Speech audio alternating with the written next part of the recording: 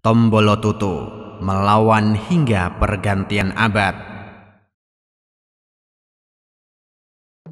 Bulan Oktober 1898, unit-unit pasukan Belanda menyerbu kawasan Motong, Sulawesi Tengah. Pertempuran pun berlangsung hingga beberapa tahun berikutnya, melewati pergantian abad.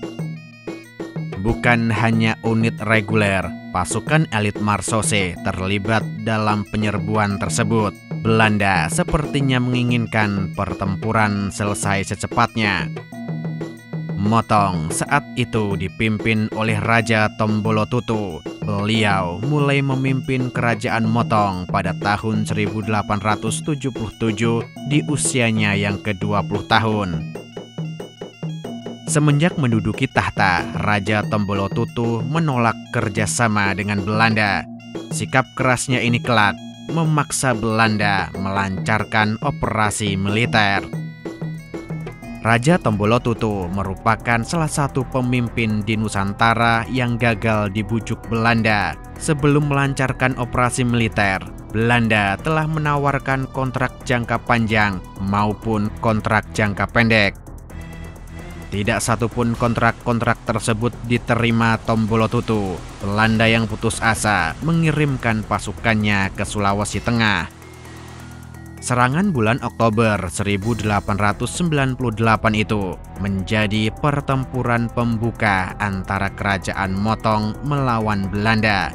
Raja Tombolotutu mengerahkan seluruh potensi pasukannya menghadapi Belanda yang lebih unggul secara persenjataan. Bukan pertempuran yang mudah bagi rakyat Motong maupun Belanda.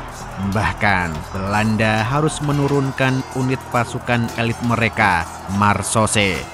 Unit pasukan elit Marsose sebelumnya dilibatkan oleh Belanda pada Perang Diponegoro dan Perang Aceh. Masuknya pasukan elit ini ke Motong menunjukkan beratnya pertempuran yang berkecamuk.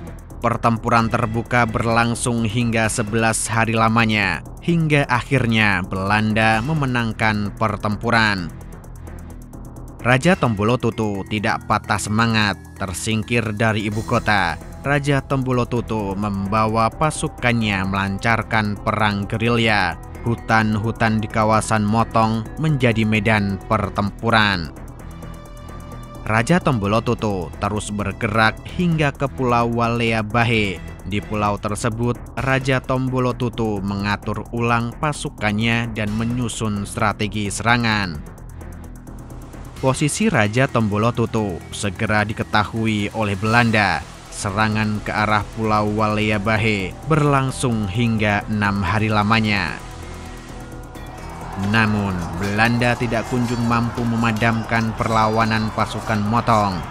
Hingga pertengahan tahun 1900, pertempuran antara Motong melawan Belanda terus berlangsung.